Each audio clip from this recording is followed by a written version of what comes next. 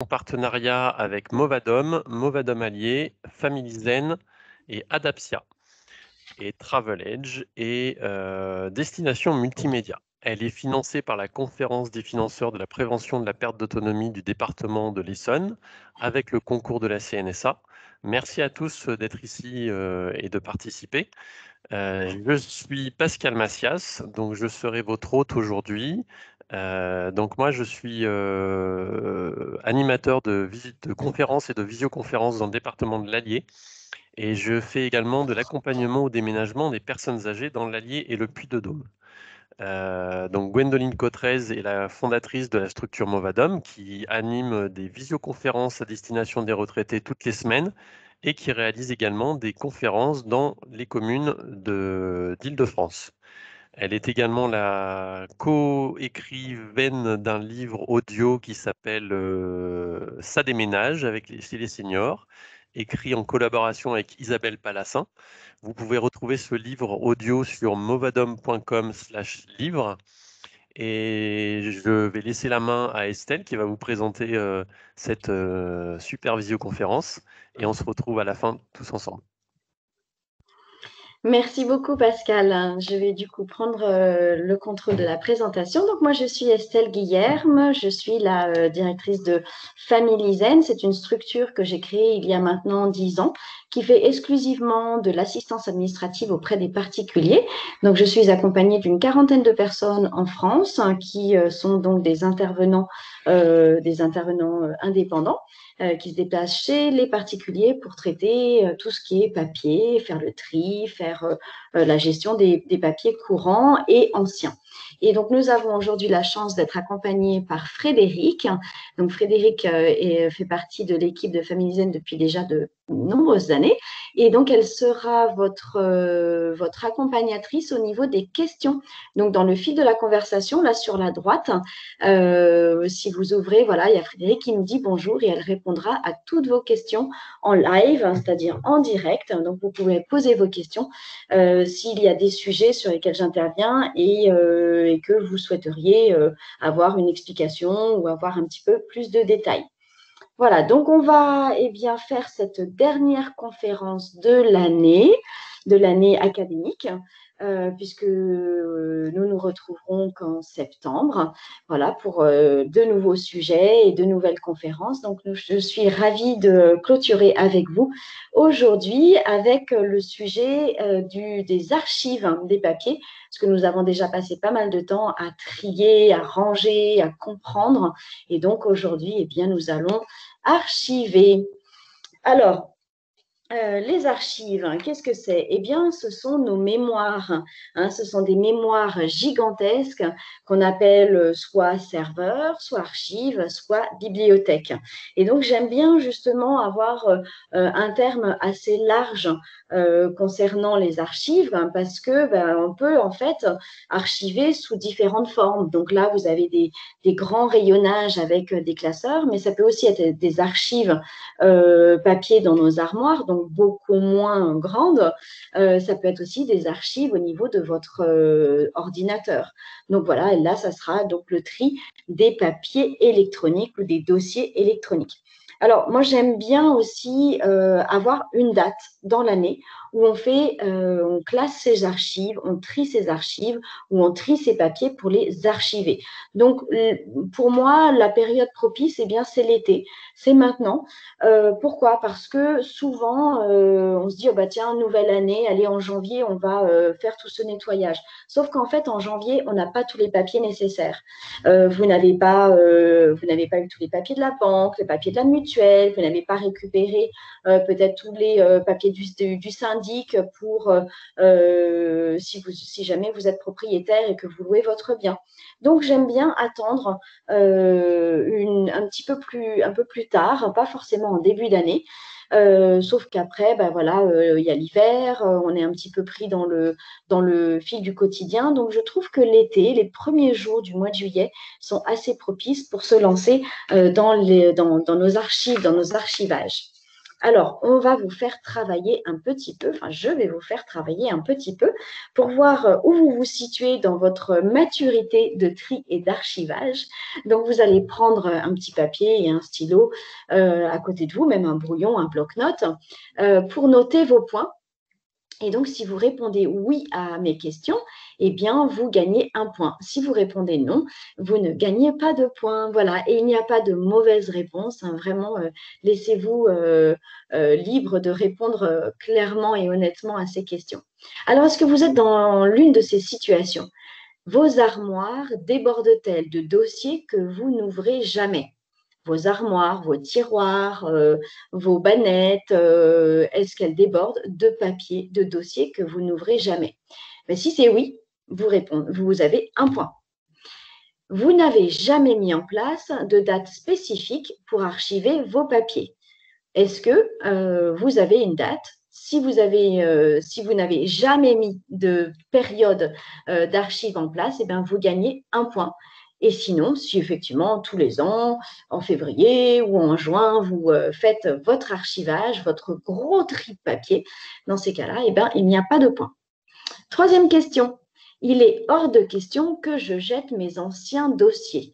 Alors, anciens dossiers, qu'est-ce que c'est? Ce n'est pas forcément des dossiers qui ont pris la poussière, hein, c'est des dossiers dont vous n'avez plus du tout utilité. Par exemple, eh bien, les impôts de 1999. Est-ce que vous avez toujours vos impôts de 99 ou de 97 dans vos placards? Si vous ne jetez jamais vos anciens dossiers, vous avez un point. Et puis, si vous faites déjà du tri régulièrement, vous ne gagnez pas de points. Mes dossiers impôts sont tous dans la même armoire depuis plus de 10 ans. Ben voilà, j'en parlais des impôts. Donc, vous avez cumulé tous vos dossiers impôts, vous n'osez pas les jeter. Ils sont là, ils n'attendent que vous. Si effectivement vous êtes dans ce cas, que vous les avez tous gardés, eh bien, vous gagnez un point. Si vous les avez jetés ou si vous n'avez gardé que quelques dernières années, vous n'avez pas de points. Cinquième question. J'ai conservé tous les talons de chéquier depuis plus de 20 ans. Vous savez, ces boîtes à chaussures là qu'on conserve pour pouvoir cumuler tous les talons de chéquier. Eh bien, si vous êtes dans ce cas-là, que vous avez conservé tous vos talons de chéquier depuis plus de 20 ans et que vous ne les avez jamais archivés, jamais jetés parce qu'ils étaient peut-être trop vieux, ou si vous n'êtes jamais allé voir sur servicepublic.fr s'ils étaient trop vieux, eh bien, vous gagnez un point. Dernière question. Je ne comprends pas la différence entre archiver et ranger. Si vous êtes dans ce cas, et vous gagnez un point supplémentaire également. Donc, vous faites votre petit cumul de points et vous me le mettez dans la barre de conversation sur la droite. Déjà, ça va me permettre de voir si vous êtes à l'aise avec le fil de la conversation pour que vous puissiez, au fur et à mesure de la conférence, poser vos questions à Frédéric. Et si, même si vous avez 0 point, eh bien, vous me mettez 0. Voilà. On a monsieur, madame commissaire, 4 points. C'est bien. Ça veut dire qu'il y a encore du travail à faire et que cette conférence va vous servir. Alors, qui d'autre? On a Fabienne, on a Malika, on a qui d'autre? Safa, Julien, Monica, Gérard. Je vous laisse répondre. Essayez de reprendre un petit peu les questions. Il n'y a pas de questions pièges. Hein. Vous pouvez tout simplement, voilà, on a 2 points. Vous pouvez tout simplement dire, ben, je ne sais pas, ou voilà, je ne voudrais pas bloquer non plus sur que vous restiez bloqué sur ces questions. Hein. C'est vraiment pas gênant si vous n'avez pas d'idée. Alors, l'archivage, eh bien, l'archivage des documents, pourquoi, comment, qu'est-ce que c'est exactement? Eh bien, je vais vous donner la définition de l'AFNOR, l'Association française de normalisation. On en a pas mal entendu parler ces derniers temps de l'AFNOR avec les masques et les obligations. Hein. Donc, selon l'AFNOR, l'archivage désigne l'ensemble des actions, outils, et méthodes mises en œuvre pour conserver à moyen et long terme des informations dans le but de les exploiter. Merci Fabienne pour les petits points. Alors, je vous ai mis une photo là. Vous voyez, il y a une carte, une clé USB, un disque dur. Donc, ça, ce sont les outils. Et on parle bien de moyens et long terme, d'accord? Donc l'archivage, eh ben, c'est quelque chose qui se projette sur le futur. C'est le moyen de pérenniser son patrimoine documentaire et de faciliter son exploitation dans la conduite courante et quotidienne. Alors, pourquoi courante et quotidienne? Parce que ça, courante et quotidienne, c'est du court terme. Eh bien, parce que dans l'archivage, il y a avant tout, en amont, une action de rangement, d'accord?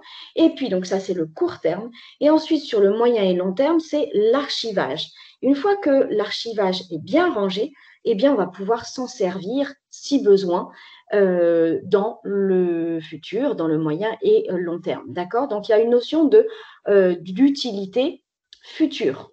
Alors que le rangement pour le quotidien, c'est une action dont on va avoir besoin au quotidien. Vous allez avoir besoin de ranger vos dossiers, par exemple de santé, d'état civil, et de les garder à proximité parce que vous allez en avoir l'utilité peut-être dans les jours à venir. Alors que les archives, normalement, on en a l'utilité que lorsque l'administration nous le réclame ou lorsqu'il y a une situation particulière. Par exemple, ça peut être une vérification sur un sinistre qui a eu lieu il y a quelques années. Voilà, retrouver peut-être combien l'assurance nous a remboursé juste parce que on en a besoin à ce moment-là. Comment avoir Estelle en grand écran? Ah, ben vous ne pouvez pas m'avoir en grand écran pour l'instant parce que je vous projette je vous projette ma présentation. On pourra le faire tout à l'heure à la fin de la conférence. Je me mettrai en grand.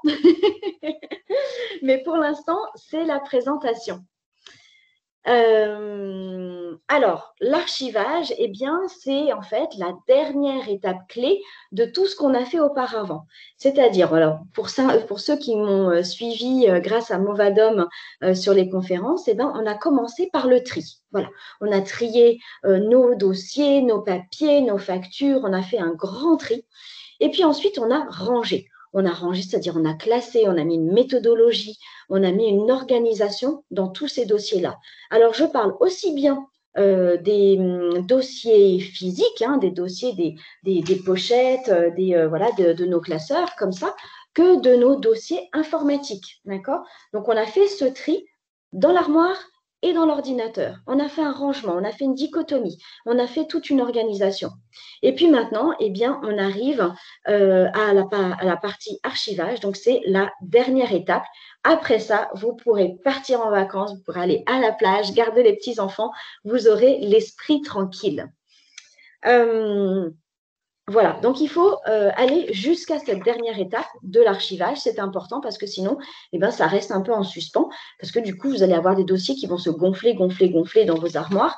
Et puis, à un moment donné, vous en aurez vraiment ras-le-bol parce que ça va prendre une place folle. Et là, vous ne comprendrez pas pourquoi vous en serez arrivé là alors que vous avez fait toute cette période, toute cette étape de tri. Alors, on archive aussi parce que eh bien, les institutions ou le droit français nous le demandent, d'accord? C'est une obligation légale. L'archivage doit se faire pour un certain nombre de documents selon une période qui nous est imposée par la loi et donc qu'il faut respecter. Alors, comment savoir cette durée légale? Eh bien, je vous l'ai mis là juste sur la slide suivante. C'est très simple. Il suffit d'aller sur service-public.fr et là, vous avez accès à la durée légale des documents. D'accord? La durée de conservation des documents. Alors, sur la gauche, vous voyez mon petit tableau, c'est les différents sujets que nous propose l'administration. Ce sont les sujets les plus courants. Il n'y a pas tout, évidemment, hein, parce que si vous prenez 10 personnes, ces 10 personnes auront une vie complètement différente et des choses à gérer de façon différente. Mais là, c'est vraiment les plus gros thèmes, ce qu'on retrouve le plus souvent. Vous ne voyez pas le tableau. Alors, c'est assurance, véhicule, banque, famille, scolarité, logement, impôts. Tout ça, c'est les parties qui sont les plus courantes. D'accord? Donc, quand vous irez sur service-public.fr, vous cherchez durée de conservation des documents et vous aurez ces lignes, en fait. Si vous cliquez sur la petite flèche vers le bas au niveau de l'assurance, alors pas sur ma présentation, mais quand vous irez sur le site, eh bien, ça va vous développer le domaine d'assurance parce que dans l'assurance, on a plusieurs documents. les quittances, les avis d'échéance, les courriers de résiliation, les contrats, voilà. Et donc, pour chaque sujet, vous allez avoir des lignes qui vont détailler la durée de conservation de chaque document. D'accord? Donc ça, c'est très important à savoir parce que vous allez avoir des questions sur la retraite. Est-ce qu'il faut garder tous ces papiers de retraite alors que vous êtes déjà à la retraite? Non. Hein. Une fois que vous avez libéré vos points retraite, ça veut dire que vous avez vérifié que que vous êtes en accord avec la CNAV et avec votre mutuelle. Donc, une fois que vous avez vérifié, tout est informatisé dans ces institutions. Et donc, vous avez eu la libération de vos points de retraite, vous êtes à la retraite, donc il n'est plus nécessaire de garder vos contrats de travail, vos certificats de travail, les bulletins de salaire, tout ça, ça fait partie de votre vie active qui a été gérée par donc d'autres organismes. Et maintenant que vous êtes à la retraite, vous pouvez les jeter. On m'avait demandé aussi les notes de frais occasionnées par le travail. Si vous venez juste d'être retraité, vous les gardez pendant 3 ans. Pourquoi? Parce qu'en fait, vous pouvez très bien en avoir besoin si les impôts vous réclament des justificatifs, et ben, vous pourrez en avoir besoin. Ou votre ancien employeur, par exemple. Donc, on garde pendant 3 ans ces petits documents, bien qu'on soit à la retraite. On me demande aussi souvent les preuves du paiement des charges de copropriété ou les procès-verbaux. Eh bien, ça se garde 10 ans. Voilà. Bon, ça, c'est des petits exemples, mais vous pourrez aller donc sur servicepublic.fr de façon à avoir le détail et commencer votre archivage. Donc, il y avait Fabienne tout à l'heure qui avait commencé son tri. Eh bien, une des choses quand on fait le tri, puisque là, vous en êtes à la première étape, hein, il faut que vous alliez chercher la visio sur Movadom, le tri des papiers. Eh bien, dans ce tri-là, vous allez faire un tri par année, d'accord? Et donc par thème et par année. Ce qui fait que tout ce qui, une fois que vous serez sur servicepublic.fr, tout ce qui est antérieur à la durée légale de conservation, eh bien, vous le mettez à la poubelle et on verra tout à l'heure comment est-ce qu'on détruit des papiers. Alors, on a aussi… alors oui, il y a des documents pour lesquels on doit archiver alors qu'on ne nous demande pas d'obligation légale. Là, je parle de documents qui sont, par exemple, la liste des invités d'une fête de famille. Vous avez organisé vos 70 ans et vous aviez toute une liste d'invités. Peut-être que vous avez envie de la conserver pour faire la fête de vos 75 ou 80 ans. Les comptes rendus de réunion, si vous avez été à la tête d'une association et que vous avez fait ces comptes rendus et que vous participez encore à cette association, vous avez peut-être envie de les garder. Par contre, si vous n'avez plus aucune action, aucune activité au sein de cette association, pourquoi pas leur demander s'ils veulent les récupérer. Et s'ils ne veulent pas les récupérer, ben dans ces cas-là, c'est à la poubelle qu'il faut le ranger. Les garanties d'appareils ménagers et les factures d'origine, là, vous allez en avoir besoin pour faire appel au service après-vente. Donc, comme dit Frédéric, c'est bien de les scanner parce que sur certains documents, eh bien, l'encre s'efface. Donc, si vous avez acheté un appareil ménager et que vous avez juste la petite facture, vous savez, sur les papiers facturettes, c'est bien de la photocopier et de l'accrocher à cette photocopie parce que c'est le papier d'origine qui fait foi, donc il faut quand même pouvoir le prouver. Et vous faites bien attention à la date de garantie. Une fois que votre appareil ne sera plus couvert par la garantie, ben, ça ne sert plus à grand-chose de garder cette facture d'origine. Voilà, l'historique médical. Il faut bien garder son historique médical parce qu'en cas de changement de médecin, il va falloir pouvoir transmettre votre dossier pour l'évolution d'un suivi ou l'évolution d'un traitement. Donc ça, c'est important. Les factures de garage, eh bien, au moment de la vente, il est bien de pouvoir, il est préférable de pouvoir transmettre tout son petit, sa liste de factures ou tout l'historique de suivi de la voiture au nouvel acquéreur. C'est la preuve d'un bon entretien du véhicule. Donc, pensez à le garder et à le transmettre lorsque vous lorsque vous vendez ou donnez ce véhicule. Voilà, donc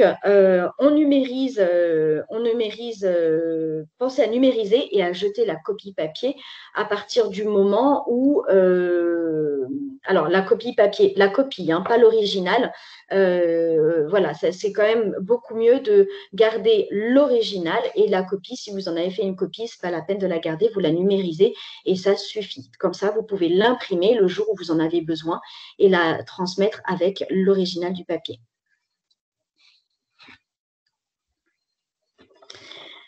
Alors, quelles sont les qualités d'un bon classement?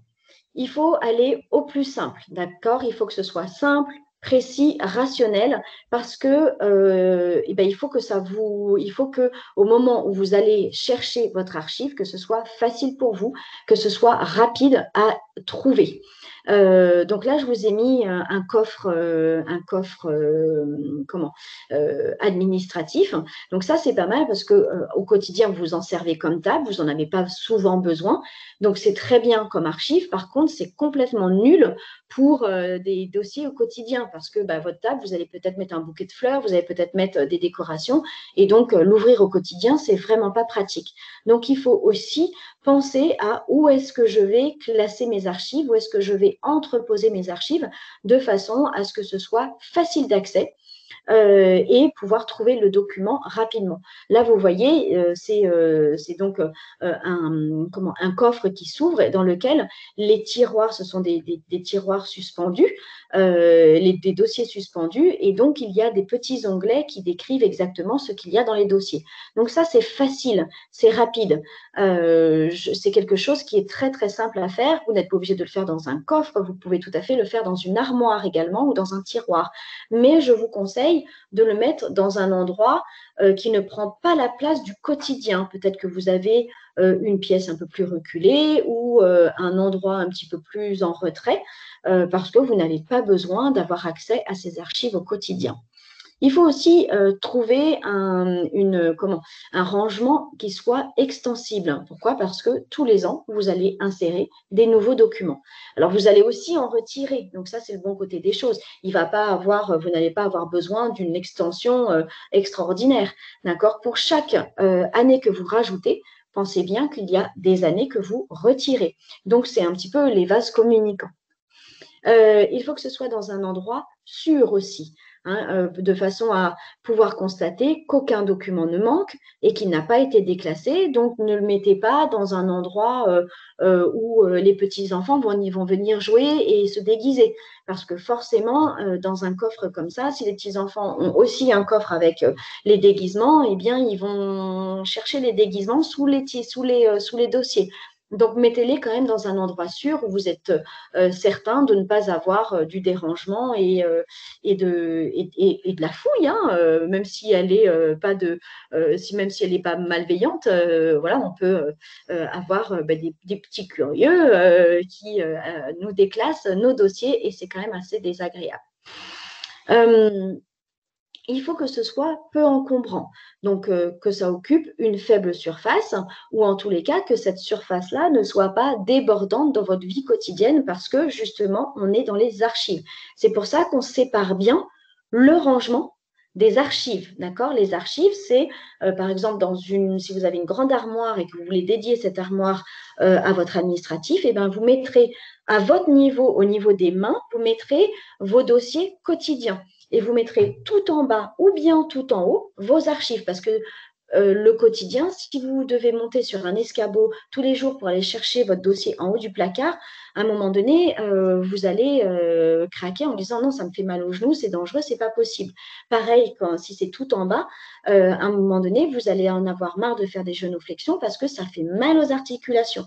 Donc vraiment, les archives, ça va être dans un endroit assez peu encombrant et surtout que ça ne prenne pas l'espace au quotidien. Et vos archives doivent être à jour. Donc, en fait, vous allez trier vos papiers une fois par an. Vos papiers du quotidien, vous allez trier une fois par an pour les mettre dans les archives, mais ce même jour ou le lendemain, vous allez aussi trier vos archives, d'accord? Les archives doivent être à jour, sinon vous allez être envahi de papier. Et puis, vous devez trouver aussi un classement qui vous permette un archivage régulier, annuel, c'est très bien. Si vous voulez le faire 2 fois par an, c'est encore mieux. Mais il faut que ce soit facile et rapide à réaliser. Alors, comment on fait pour que ce soit facile et rapide à réaliser? Eh bien, vous avez fait comme pour vos tris de papier du quotidien, c'est-à-dire vous avez mis des onglets avec des thématiques. Et dans chaque thématique, vous avez mis des dates. Et sur chaque thématique, vous avez mis combien de temps vous devez conserver ces papiers. Donc, si c'est 5 ans, vous avez mis un petit post-it en disant conservation 5 ans. Et là, vous savez que vous avez 5 pochettes, d'accord? Donc, vous avez une pochette qui se rajoute, une pochette qui se retire, poubelle, hop, c'est trié, vous voyez? Donc, du coup, il faut vraiment vous faciliter la tâche. Ça vous donnera le plaisir chaque année, hein, vraiment, ça vous donnera le plaisir chaque année d'aller trier, enfin pas trier, d'aller archiver vos archives parce que c'est simple. Alors, où ranger? Comment procéder à l'archivage de ces documents? Excusez-moi, je bafouille. Voilà, comment procéder à l'archivage de ces documents? Eh bien, la gestion de l'archivage, elle doit se faire en 4 étapes, d'accord? Vous allez ouvrir chaque dossier, vérifier la date, juste vous assurer que l'année précédente a été bien faite, et parce que vous l'avez écrit, donc c'est ce que je vous disais, vous l'avez écrit sur chaque pochette avec un petit post-it ou un petit papillon, et puis vous allez donc jeter et détruire les papiers qui n'ont plus besoin d'être conservés. Vous déplacez les pochettes archivées dans vos boîtes dont le classement correspond à votre quotidien. D'accord? Donc, il y a des documents qu'il va falloir transférer d'un endroit à l'autre. Et puis, vous en profitez pour trier en même temps vos archives pour ne pas les laisser cumuler. Donc, c'est exactement ce que je vous ai dit auparavant. Il y a bien 4 étapes. Il faut les suivre et vous verrez qu'en fait, le plus dur, c'est la première année pour mettre tout ça en place. Mais finalement, dès la deuxième année, vous allez avoir plaisir à retrouver votre organisation parce qu'elle est très carrée. Alors, où vous allez les ranger ces dossiers? Eh bien, donc, à vous de voir. Soit cette grosse armoire, là, comme je vous le disais, donc, qui est en photo en haut à gauche. Donc, vous gardez bien au milieu le quotidien, en bas ou en haut les archives. Vous pouvez très bien les mettre dans des boîtes, comme la photo en haut à droite, donc dans des boîtes. Et sur les boîtes, vous mettez ce qu'il y a dedans. Alors, vous allez mettre, par exemple, finance, ou vous allez mettre facture, ou bien santé, d'accord? Donc ça, ce sont vos boîtes d'archives. Et faites bien attention à ce qu'elles soient bien fermées pour ne pas avoir de poussière, pour pas que ça se détruise par la poussière. Et si c'est dans une cave, eh bien, c'est vraiment l'idéal d'avoir des boîtes hermétiques comme ça parce que ça conserve bien. Il faut que votre cave soit saine, il faut qu'elle soit bien ventilée, mais pensez à avoir des boîtes comme ça hermétiques. C'est vraiment ce qu'il y a de plus facile dans la conservation. Vous pouvez aussi avoir des boîtes d'archives, des boîtes en carton, mais là, évitez peut-être la cave. Ce n'est pas forcément l'endroit le plus sain pour les papiers, le plus adapté. Et vous pouvez aussi avoir des pochettes, c'est-à-dire des chemises comme ça à rabat. Après, moi, les chemises à rabat, je ne suis pas tout à fait… je ne flash pas dessus parce que je trouve que l'élastique vieillit mal. Donc, du coup, au fur et à mesure, on perd un petit peu la qualité de l'archivage. Alors, ne faites pas non plus de gros investissements, ce n'est pas la peine. Utilisez ce que vous avez déjà. Ça peut être aussi là, on a des boîtes d'archives. Si vous n'avez pas le budget pour aller acheter des boîtes d'archives ou des boîtes des boîtes en plastique, vous avez peut-être des boîtes à chaussures. Voilà, vous avez peut-être des cartons qui vous viennent si vous êtes livré de différentes choses, si vous vous faites livrer, peut-être garder les cartons de façon à pouvoir les utiliser en archivage. Faites attention à ne pas prendre de gros cartons, par contre, ça serait un petit peu embêtant. Voilà. Alors, il faut absolument archiver vos papiers, mais il faut aussi archiver vos emails. En archivant vos emails, eh bien, vous allez vous protéger contre les risques juridiques courants. L'archivage des emails va vous permettre d'utiliser les messages aussi comme preuve en cas de litige. Donc ça, c'est très important. Donc, vous allez les archiver en les triant et en mettant des noms aussi dans vos dossiers. D'accord? S'il y a eu un litige avec le voisin parce qu'il y a eu un dégât des eaux, eh bien, il faut le garder et l'archiver en mettant donc dégâts des eaux ou litige voisin et vous mettez la date de façon à pouvoir le retrouver et le supprimer lorsque vous n'en aurez plus besoin. Parce que si vous n'archivez pas vos emails, si vous ne triez pas vos archives, eh bien, vous êtes dans une attitude de pollution. Et oui, en fait, tous les emails que l'on reçoit ou qui sont envoyés sont automatiquement sauvegardés, stockés dans des gros serveurs, des immenses bâtiments qui produisent énormément de chaleur, qui génèrent énormément d'énergie. Et donc, il faut les refroidir avec une climatisation très intense. Et ces clims, eh bien, elles polluent. Voilà, on ne le sait pas toujours, on n'est pas toujours au courant de ça, mais effectivement, tout ce qui est informatique pollue énormément. Donc, on essaye de minimiser et voilà. Et donc, on archive aussi ces emails et on trie et on jette ces archives quand on n'en a plus besoin.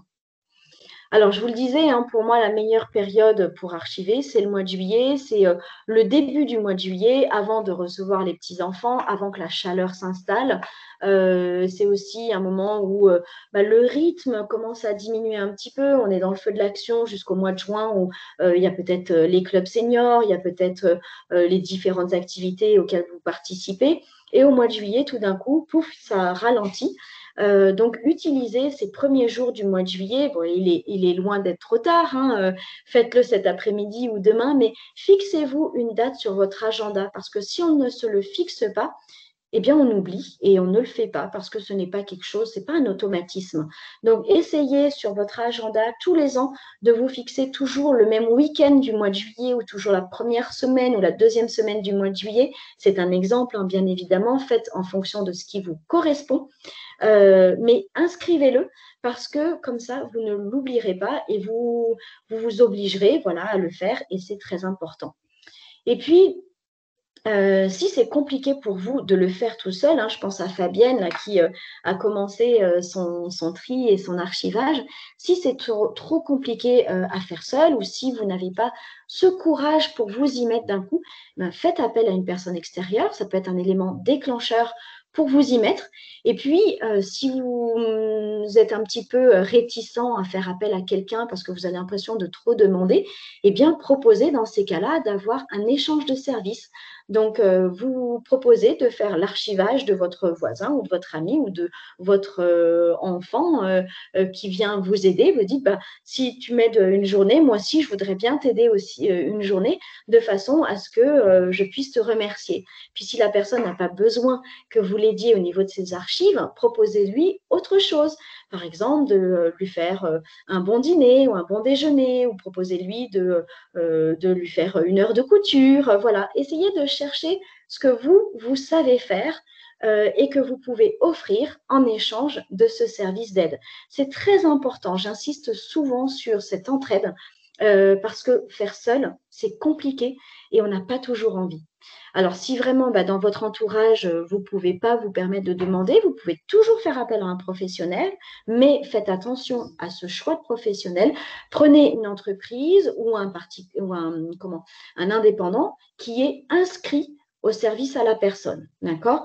Alors, l'inscription au service à la personne, ça a beaucoup d'avantages pour vous. Ça va vous permettre d'avoir déjà un degré de qualité parce qu'on ne reste pas inscrit en service à la personne si on a eu des déboires au préalable. Donc, la directe nous retire le déclaratif de service à la personne. Donc, c'est un gage de qualité pour vous. Et ensuite, vous avez des déductions fiscales à hauteur de 50% ou un crédit d'impôt à hauteur de 50% si vous ne payez pas d'impôt. Donc, ça peut être très intéressant pour vous.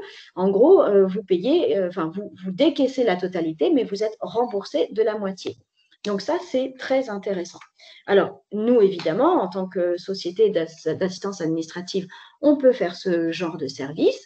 On a une formule à la carte qui vous permet d'être complètement libre sans engagement à 46 € de l'heure, donc du coup 23 € après la déduction fiscale. Ou bien on a une formule régulière, donc on vient régulièrement, on s'engage sur une année, voilà, avec une certaine régularité, mais qu'on voit ensemble. Hein, on ne vient pas tous les jours, loin de là. On vient parce qu'il y a du travail à faire. Et là, on est à 40 € de l'heure avec une défiscalisation à 50%. Ça revient à 20 € de l'heure. Voilà, donc nous sommes inscrits au service à la personne depuis plus de 10 ans maintenant. Et donc, nous agissons sur toute la France. Voilà, j'espère que cette conférence vous a été utile. J'espère que vous avez envie de démarrer votre archivage de papier et du tri de vos archives, de vos vieilles archives. N'hésitez pas à nous faire part de vos avis, de vos commentaires. En tous les cas, c'est une très très bonne initiative que vous avez prise de vouloir trier vos papiers pour les archiver. C'est très important. Ça va vous libérer l'esprit, ça va vous donner de la place dans les placards et vous allez voir comme on se sent bien une fois qu'on a démarré et que la poubelle est pleine et qu'après les éboueurs viennent prendre le papier. C'est vraiment un sentiment de fierté et de satisfaction. Merci Estelle. Pascal, à toi. Merci Estelle, très intéressant. On se retrouve donc la semaine prochaine pour 2 nouvelles visioconférences. Donc mardi 27 juillet à 10h30, voyager avec ses petits-enfants. Donc ça peut être, c'est une nouvelle thématique, ça peut être intéressant de savoir comment s'organiser. Et jeudi 29 juillet à 10h30, nous aurons une visioconférence sur l'accueil familial. Donc vous pouvez vous inscrire à ces visioconférences sur le site movadom.eventbrite.com. Vous pouvez également partager ce lien avec des amis ou de la famille. Et vous pouvez retrouver nos replays sur le site go.movadom.com/replay. Donc cette visioconférence sera dans l'après-midi en ligne, disponible, et vous pourrez partager le lien avec des personnes qui pourront être intéressées. Vous pouvez aussi retrouver le livre audio de Gwendoline et de Isabelle Palassin sur le site movadom.com/livre. La thématique, c'est ça déménage chez les seniors. C'est une thématique très intéressante. L'ouvrage est chapitré. Ça dure à peu près 2 heures en totalité, mais vous pouvez écouter différents chapitres indépendamment. Et c'est très très intéressant. Donc, je vous invite également à remplir notre questionnaire de satisfaction en cliquant sur le lien bleu, cliquez ici. Donc, c'est utile pour nos financeurs, pour leur faire un retour sur votre intérêt sur ces visioconférences. Et vous pouvez également préciser si vous avez des thématiques qui vous intéressent. Vous pouvez faire des suggestions sur ce questionnaire satisfaction. Donc, je remets le lien d'Estelle et de Family Zen que vous pouvez contacter sur son téléphone ou par mail ou sur son site internet. Et elle vous offre un petit cadeau si vous arrivez et que vous faites un devis avec elle, avec l'offre Movadom 2021. Donc merci beaucoup à la conférence des financeurs de la prévention de la perte d'autonomie du département de l'Essonne qui a financé cette visioconférence avec le concours de la CNSA.